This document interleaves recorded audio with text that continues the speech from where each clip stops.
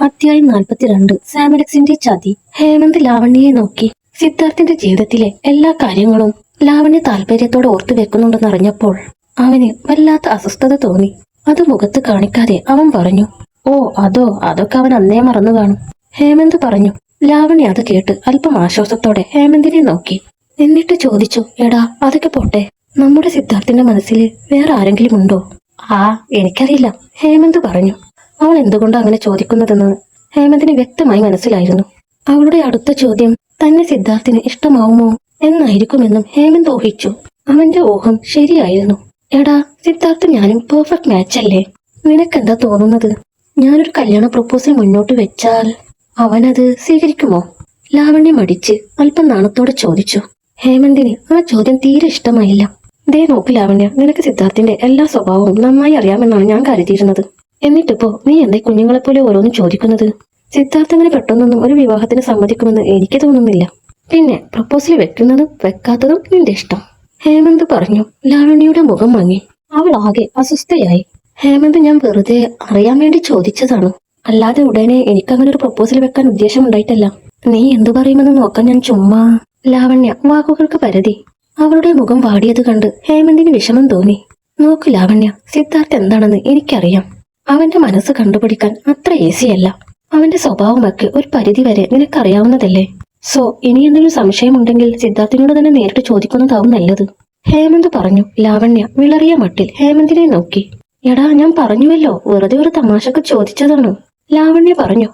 എന്ത് തമാശയാണെങ്കിലും ഇങ്ങനത്തെ കാര്യങ്ങള് എന്നോട് ചോദിക്കണ്ട, ഹേമന്ത് പറഞ്ഞു. പിന്നീട് അവൻ വാഷ്റൂമിൽ പോവുകയാണെന്നും പറഞ്ഞ് അവിടെ നിന്നും ഉടനെ എഴുന്നേറ്റ് പോയി. ഹേമന്ത് വളരെ അസ്വസ്ഥനായിരുന്നു. ലാവണ്യക്ക് സിദ്ധാർത്ഥിനോടുള്ള താല്പര്യം അവന്റെ മനസ്സിനെ വല്ലാതെ വേദനിപ്പിച്ചു. ഹേമന്ത് വാഷ്റൂമിൽ കയറി മുഖമൊക്കെ കഴുകിയതിനു ശേഷം തിരിച്ചിറങ്ങി വന്നപ്പോൾ സിദ്ധാർത്ഥ് പുറത്തുനിന്ന് പുക വലിക്കുന്നുണ്ടായിരുന്നു. സിദ്ധാർത്ഥ് എപ്പോഴും കൂടിയ ഇനം ബ്രാൻഡുകൾ മാത്രമേ ഉപയോഗിക്കാറുള്ളൂ. അത് പുകവലിയിൽ വരെ അങ്ങനെ തന്നെയാണ്. സിദ്ധാർത്ഥിന്റെ പെർഫ്യൂമിന്റെ ഗന്ധം വാഷ്റൂമിന്റെ പുറത്ത് നിറഞ്ഞിരുന്നു. ഏയ് സിദ്ധു, ഹേമന്ത് സിദ്ധാർത്ഥിന്റെ അടുത്തേക്ക് ചെന്ന് വിളിച്ചു. സിദ്ധാർത്ഥ് തിരിഞ്ഞു നോക്കി. അവള് പോയോ? സിദ്ധാർത്ഥ് ചോദിച്ചു. ആര്? ഹേമന്ത് ചോദിച്ചു. അവള് തന്നെ, ലാവണ്യ, സിദ്ധാർത്ഥ് വ്യക്തമാക്കി. ഇല്ല, അവിടെയുണ്ട്. അല്ല, നീ ഇപ്പൊ അവളുടെ അടുത്ത് നിന്ന് മുങ്ങി ഇവിടെ വന്ന് മനഃപൂർവ്വം ഇരിക്കുന്നതാണ് അല്ലേ? ഹേമന്ത് ചോദിച്ചു. സിദ്ധാർത്ഥ് മൂളി. അതെന്തിനാ സിദ്ധു? അവൾക്ക് നിന്നെ വലിയ കാര്യമാണ്. നീ ആ ഗിഫ്റ്റ് എടുത്തില്ലെന്നും പറഞ്ഞ് ആകെ സങ്കടപ്പെടുന്നത് കണ്ടു, ഹേമന്ത് പറഞ്ഞു. ഓഹോ, എന്നാ ഞാൻ ആ ഗിഫ്റ്റ് സ്വീകരിക്കാം. അവൾക്ക് പാർട്ടിയിൽ കമ്പനിയും കൊടുക്കാം, മതിയോ? സിദ്ധാർത്ഥ് ചോദിച്ചു. ഹേമന്തിന്റെ മുഖം പാടുന്നത് വ്യക്തമായി കണ്ട സിദ്ധാർത്ഥിന്റെ ചുണ്ടിൽ ചിരി വിരിഞ്ഞു. എടാ, ഞാൻ ലാവണ്യക്ക് എന്നോട് ഇടപഴകാൻ അധികം സമയം കൊടുക്കാതിരിക്കുന്നത് എന്തുകൊണ്ടാണെന്നറിയാമോ? സിദ്ധാർത്ഥ് ചോദിച്ചു. ഹേമന്ത് കാര്യം മനസ്സിലാവാതെ അവനെ നോക്കി. അവൾക്ക് എന്നോട് അമിത താല്പര്യമുള്ളത് എനിക്ക് മനസ്സിലാവുന്നുണ്ട്. അത് പ്രോത്സാഹിപ്പിക്കണ്ട എന്ന് വിചാരിച്ചാണ് ഒഴിഞ്ഞു മാറുന്നത്. പിന്നെ ഒരു കാര്യം, ഞാനത് പ്രോത്സാഹിപ്പിക്കാൻ നിന്നാൽ നീ എങ്ങനെ അവളെ വളക്കും? സിദ്ധാർത്ഥ് പറഞ്ഞു നിർത്തി. അവസാന വരെ അപ്പോഴാണ് ഹേമന്ത് ശ്രദ്ധിച്ചത്. എന്ത്? ഞാൻ എന്തിനാ അവളെ വളക്കുന്നത്? ഹേമന്ത് ആശ്ചര്യം ഭാവിച്ച് ചോദിച്ചു. കൂടുതൽ അഭിനയിക്കണ്ട, എനിക്കെല്ലാം മനസ്സിലാവുന്നുണ്ട്. അതൊക്കെ പോട്ടെ, സിദ്ധാർത്ഥ പറഞ്ഞു നിർത്തി. വീണ്ടും പുക വലിക്കാൻ തുടങ്ങി. തനിക്ക് ലാവണ്യയോടുള്ള ക്രഷ് സിദ്ധാർത്ഥ മനസ്സിലാക്കി കഴിഞ്ഞു എന്നും അവളെ സിദ്ധാർത്ഥ് ഒരിക്കലും സ്നേഹിക്കാൻ പോകുന്നില്ല എന്നറിഞ്ഞപ്പോൾ ഹേമന്തിന് സന്തോഷം തോന്നി. ലാവണ്യ എന്നെങ്കിലും തന്നെ മനസ്സിലാക്കുമെന്നും ഹേമന്ത് കണക്കുകൂട്ടി.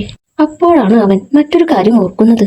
അല്ല സിദ്ധു, ലാവണ്യക്ക് നിന്നോടുള്ള താല്പര്യം അതിലെ വിടുമെന്ന് കരുതിയതുകൊണ്ടാണോ നീ നീലിമയെ വിവാഹം കഴിച്ചത്? ഹേമന്ത് ചോദിച്ചു. അത് കേട്ട് സിദ്ധാർത്ഥിന്റെ മുഖത്ത് ദേഷ്യം നിറഞ്ഞു. ഞാൻ മറ്റൊരുത്തിക്ക് വേണ്ടി നീലിമയെ ബലിയാടാക്കുമെന്ന് നിനക്ക് തോന്നുന്നുണ്ടോ? നീ എന്നെ നന്നായി മനസ്സിലാക്കുമെന്നാണ് ഞാൻ കരുതിയത്. നീലിമയെ ഞാൻ എന്തിനു വിവാഹം ചെയ്തുവെന്നൊന്നും നീ അന്വേഷിക്കണ്ട. അതെല്ലാം എന്റെ പേഴ്സണൽ കാര്യങ്ങളാണ്. നീലിമയെ കുറിച്ച് സംസാരിക്കുകയും വേണ്ട. നീ ആദ്യം പോയി നിന്റെ കാര്യം ശരിയാക്കാൻ നോക്ക്. സിദ്ധാർത്ഥ മുഖത്തടിച്ചതുപോലെ അത്രയും പറഞ്ഞിട്ട് അവിടെ നിന്നും പോയി. ഹേമന്ത് അവനെ തന്നെ നോക്കി നിന്നു. ഷടാ, നീലിമയെ കുറിച്ചൊന്ന് ചോദിച്ചതിന് ഇവനെന്തിനാ ഇത്ര ചൂടാവുന്നത്? കലിപ്പന്റെ ഉള്ളില് മഞ്ഞുരുകി തുടങ്ങിയെന്നാ തോന്നുന്നത്, ഹേമന്ത് സ്വയം പറഞ്ഞു ചിരിച്ചു. സിദ്ധാർത്ഥ് ഹേമന്തിന്റെ അടുത്ത് നിന്നു നേരെ ഹോട്ടലിന്റെ റൂഫ് ടോപ്പിലേക്കാണ് പോയത്. പാർട്ടി നടക്കുന്നത് അവിടെയാണ് എന്ന് അവൻ അറിയാം. ഈ ഇടയായി അവന്റെ മനസ്സിൽ നീലിമയുടെ കാര്യങ്ങൾ ഇടയ്ക്കിടെ കയറി വരുന്നുണ്ട്. എപ്പോഴും അവളെ കാണണമെന്ന് തോന്നുന്നു. ആരും അവളെ കുറിച്ചൊന്നും പറയുന്നത് പോലും ഇഷ്ടമാവുന്നില്ല. നീലിമ തന്റെ മാത്രമാണെന്നുള്ള ചിന്ത കയറി വന്നപ്പോൾ സിദ്ധാർത്ഥ് തന്റെ മനസ്സിനെ വിലക്കി. അവൾ തന്റെ ഭാര്യയായി അഭിനയിക്കുന്ന പെണ്ണു മാത്രമാണെന്ന് അവൻ പലകുറി മനസ്സിൽ പറഞ്ഞുറപ്പിച്ചു. പക്ഷേ അവന്റെ മനസ്സ് അവന് പോലും പിടികൊടുക്കാതെ നീലിമയുടെ പിന്നാലെ അലയുകയായിരുന്നു. നീലിമയ്ക്ക് ഇത്തരം പാർട്ടികളിൽ പങ്കെടുത്ത് ശീലമില്ല എന്ന് സിദ്ധാർത്ഥിനറിയാം. മദ്യവും വൈനുമെല്ലാം ഒരുപാട് ലഭിക്കുന്ന ആ പാർട്ടിയിൽ അവൾക്ക് എന്തെങ്കിലും അപകടം സംഭവിക്കുമെന്ന് അവൻ ഭയന്നു. സിദ്ധാർത്ഥ് ലിഫ്റ്റിലേക്ക് കയറി. സിദ്ധാർത്ഥിന്റെ ഊഹം ശരിയായിരുന്നു. മദ്യപിച്ച് അവശയായിരുന്നു നീലിമ. സാമലക്സും അവന്റെ ആളുകളും അപ്പോഴും നീലിമയെ ഓരോ കാരണങ്ങളും പറഞ്ഞ് മദ്യപിക്കാൻ നിർബന്ധിച്ചു കൊണ്ടിരുന്നു. ഓഫീസ് പാർട്ടി ആയതുകൊണ്ട് നീലിമയ്ക്ക് നിരസിക്കാൻ സാധിച്ചില്ല. സാമലക്സ് വീണ്ടും അവൾക്കൊരു പെക്കൊഴിച്ചു. സൂര്യ അത് തടയാൻ ശ്രമിച്ചുവെങ്കിലും പകുതി ബോധത്തിലായിരുന്നു നീലിമ. അവനിൽ നിന്ന് ഗ്ലാസ് വാങ്ങിയതുകൊണ്ട് സൂര്യക്ക് കൂടുതൽ എതിർത്ത് പറയാൻ കഴിഞ്ഞില്ല. ഒടുവിൽ നീലിമ എഴുന്നേൽക്കാൻ ശ്രമിച്ചു. ഉടനെ അവൾ തല കറങ്ങി ചെയറിൽ തന്നെ വീണു. അത് കണ്ട സൂര്യ അവളെ താങ്ങി.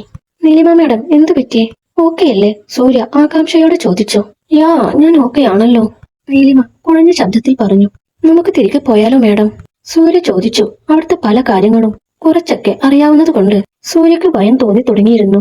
അതുകൊണ്ടാണ് അവൻ അങ്ങനെ ചോദിച്ചത്. നീലിമ അവനെ മയങ്ങിയ കണ്ണുകളോടെ നോക്കി. അവൾ തളർച്ചയോടെ ഇരിക്കുന്നത് സാമലക്സും കിരണും വീക്ഷിക്കുന്നുണ്ടായിരുന്നു. നീ ഇവിടെ നിൽക്ക്, ഞാൻ ആദ്യം വാഷ്റൂമിൽ പോയി വരാം, എന്നിട്ട് പോവാം, നീലിമ കുഴഞ്ഞ ശബ്ദത്തിൽ സൂര്യയോട് പറഞ്ഞു. എന്നിട്ട് പതിയെ എഴുന്നേറ്റു. അവൾ ഇടയ്ക്കിടെ കാലുകൾ ഉറക്കാത്തതുപോലെ വഴുതുന്നുണ്ട്. സൂര്യ അവൾക്ക് പിന്നാലെ എഴുന്നേറ്റുകൊണ്ട് നീലിമയെ താങ്ങി.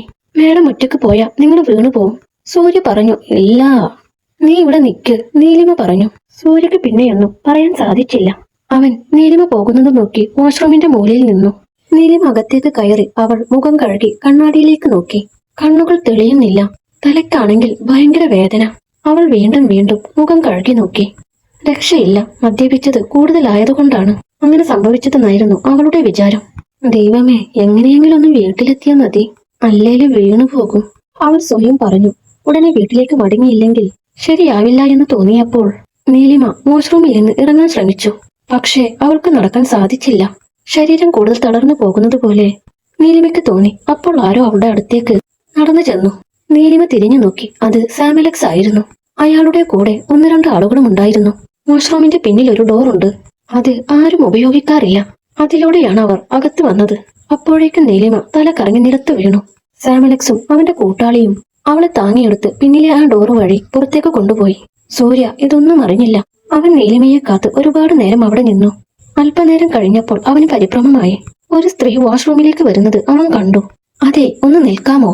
സൂര്യ ചോദിച്ചു. സ്ത്രീ തിരിഞ്ഞു നോക്കി. എന്റെ മേഡം അകത്തേക്ക് പോയിട്ട് ഇതുവരെ തിരിച്ചു വന്നില്ല, ഒന്ന് നോക്കാമോ? സൂര്യ പറഞ്ഞു. അവന്റെ ആകാംക്ഷയോടെയുള്ള ചോദ്യം കേട്ടപ്പോൾ ആ സ്ത്രീ ശരിയെന്ന് തലയാട്ടിയ ശേഷം നീലിമയെ തേടിപ്പോയി. കുറച്ചു സമയത്തിനു ശേഷം അവർ തിരികെ വന്നു. നിങ്ങൾ പറഞ്ഞതുപോലെ ഒരാളും അവിടെ ഇല്ല, സത്യത്തിൽ അവിടെ ആരുമില്ല, സ്ത്രീ പറഞ്ഞു. അത് കേട്ട് സൂര്യ സ്തംഭിച്ചു നിന്നുപോയി. അവന് തല പെരുക്കുന്നത് പോലെ തോന്നി. സൂര്യ പരിഭ്രമത്തോടെ അകത്തേക്ക് കയറി ചെന്നു. ആ സ്ത്രീ പറഞ്ഞത് സത്യമായിരുന്നു. അവിടെ ആരുമില്ല. സൂര്യ പുറത്തിറങ്ങി ഹാളിലേക്ക് നോക്കി. നീലിമയുടെ പേര് ഉറക്കെ വിളിച്ചു. പെട്ടെന്ന് പിന്നിൽ നിന്നൊരാൾ അവന്റെ തോളിൽ തൊട്ടു. പിന്നിൽ സുമുഖനായൊരു ചെറുപ്പക്കാരൻ നിൽക്കുന്നത് കണ്ട സൂര്യ ആശ്ചര്യത്തോടെ അവനെ നോക്കി. അത് സിദ്ധാർത്ഥായിരുന്നു. നീലിമ ഇവിടെ, നീ എന്തിനാ ഇവിടെ നിന്നും അവളുടെ പേര് വിളിച്ചു പോകുന്നത്? സിദ്ധാർത്ഥ് ചോദിച്ചു. വന്നയാൾ അല്പം പരുക്കൻ പ്രകൃതമാണെങ്കിലും നല്ലവനാണെന്ന് സൂര്യക്ക് തോന്നി. സർ, നീലിമാമയുടെ ഞങ്ങളുടെ കമ്പനിയിൽ പുതുതായി വന്ന എംപ്ലോയിയാണ്. അവർക്കെല്ലാവരും കൂടെ ഒരുപാട് മദ്യം കൊടുത്തു. ആകെ കുഴഞ്ഞ മട്ടിലാണ് വാഷ്റൂമിലേക്ക് മാഡം പോയത്. ഇപ്പൊ നോക്കുമ്പോ അവരെ കാണുന്നില്ല, സൂര്യ പറഞ്ഞു. എന്ത് കാണുന്നില്ലേ? സിദ്ധാർത്ഥിന്റെ മുഖം വല്ലാതെ മാറി. അവന്റെ മനസ്സിൽ അസ്വസ്ഥത നിറഞ്ഞു. അതെ സർ, ഞാൻ കുറെ നോക്കി. അകത്തേക്ക് കയറിപ്പോയ മാഡം തിരിച്ചു വന്നിട്ടില്ല, സൂര്യ പറഞ്ഞു. അവന്റെ സ്വരത്തിൽ പതർച്ചയുണ്ടായിരുന്നു. നീ ചിലപ്പോ കാണാത്തതാണെങ്കിലോ? നീലിമ ഇതിലെ തന്നെ ഇറങ്ങി വീട്ടിലേക്ക് പോയിട്ടുണ്ടാവും, സിദ്ധാർത്ഥ് പറഞ്ഞു. ഇല്ല സർ, അതിനൊരു വഴിയുമില്ല. ഞാൻ ഈ ഡോറിന് മുന്നിൽ തന്നെ ഉണ്ടായിരുന്നു. മാഡം ആകെ തല കറങ്ങിയതുപോലെയാ നടന്നിരുന്നത്. സോ വീഴുമെന്ന് പേടിച്ചാണ് ഞാൻ ഇവിടെ തന്നെ നിന്നത്. എന്തോ സംഭവിച്ചിട്ടുണ്ട് സർ, എനിക്ക് പേടിയാവുന്നു, സൂര്യ ഭയത്തോടെ പറഞ്ഞു. സിദ്ധാർത്ഥിന്റെ മനസ്സിലും വല്ലാതെ ആദ്യ നിറഞ്ഞു. ഒരുപാട് സമയമായോ കാണാതായിട്ട്? സിദ്ധാർത്ഥ് ചോദിച്ചു. സർ, ഒരു 15 മിനിറ്റായി കാണും, സൂര്യ പറഞ്ഞു. സിദ്ധാർത്ഥ് മറുപടി പറയാതെ ഒരു നിമിഷം ചിന്തിച്ചു നിന്നു. നീലിമയ്ക്ക് ഒന്നും സംഭവിക്കാൻ ഞാൻ സമ്മതിക്കില്ല എന്ന് അവൻ മനസ്സിൽ പറഞ്ഞിരുന്നു. കുറച്ചു സമയത്തിന് ശേഷം ഏതോ മുറിയിൽ മയക്കത്തിലായിരുന്നു നീലിമ. ഇരുട്ടിൽ കണ്ണുകൾ തുറന്നു. അവൾക്ക് കുറച്ചു സമയത്തേക്ക് എന്താണ് സംഭവിക്കുന്നതെന്ന് തന്നെ അറിയാൻ കഴിഞ്ഞില്ല. ദേഹമാകെ വിയർത്തിരുന്നു. പണ്ട് 5 വർഷം മുമ്പ് ഒരു രാത്രിയിൽ ഇതേപോലെ ഡ്രഗ്സ് ചേർത്ത് ഡ്രിങ്ക്സ് കുടിച്ച് മയങ്ങിക്കിടന്ന കാര്യം അവൾക്ക് ഓർമ്മ വന്നു. അന്നും ഇതുപോലെ ദേഹം വിയർത്തിരുന്നു. നീലിമയ്ക്ക് അതോടെ ഒരു കാര്യം മനസ്സിലായി. തന്നെ ആരോ ചതിക്കാൻ ശ്രമിക്കുന്നു. അവരുടെ ഉദ്ദേശം എന്താണ് എന്ന് ചിന്തിച്ചപ്പോൾ ഭയം കൊണ്ട് അവളുടെ ദേഹം വിറച്ചു. അവൾ ഉടനെ ബെഡിൽ നിന്നും എഴുന്നേറ്റു. കണ്ണുകൾ പൂർണ്ണമായും തെളിയുന്നില്ല. എന്നാലും ആ മുറിയിൽ നിന്ന് ഉടനെ രക്ഷപ്പെടണം എന്നവൾ ചിന്തിച്ചു. വിറക്കുന്ന കാലുകളോടെ അവൾ ഡോറിന് നേർക്ക് നടന്നു. എനിക്ക് ഡ്രഗ്സ് തരാൻ ഇവിടെ ആർക്കടുത്ത ധൈര്യം?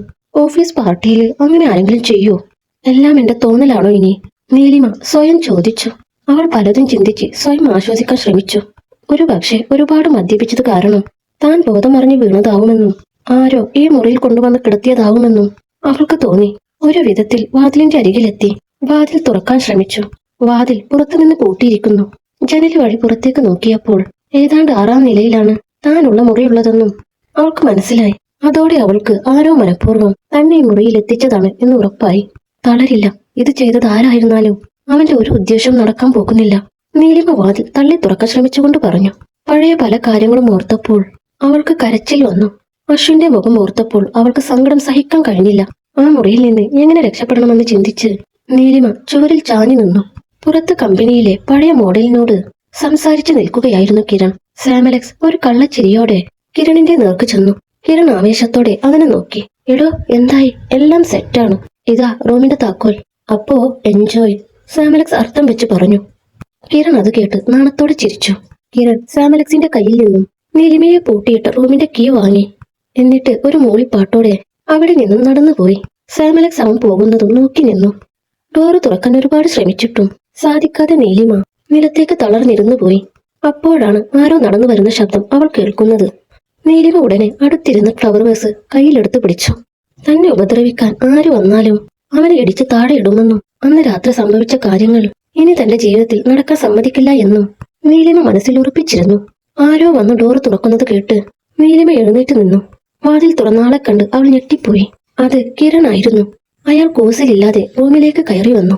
ഹലോ നീലിമ, ഇതെന്താ ഫ്ലവേഴ്സ് ഒക്കെ ആയിട്ട്? പുഞ്ചിരിയോടെ കിരൺ ചോദിച്ചു. നീലിമ തരിച്ചു നിന്നുപോയി. അവൾക്ക് പെട്ടെന്ന് തല കറങ്ങി. കൈകൾ വിറച്ച് ഫ്ലവർ വേസ് താഴേക്ക് വീണുപോയി.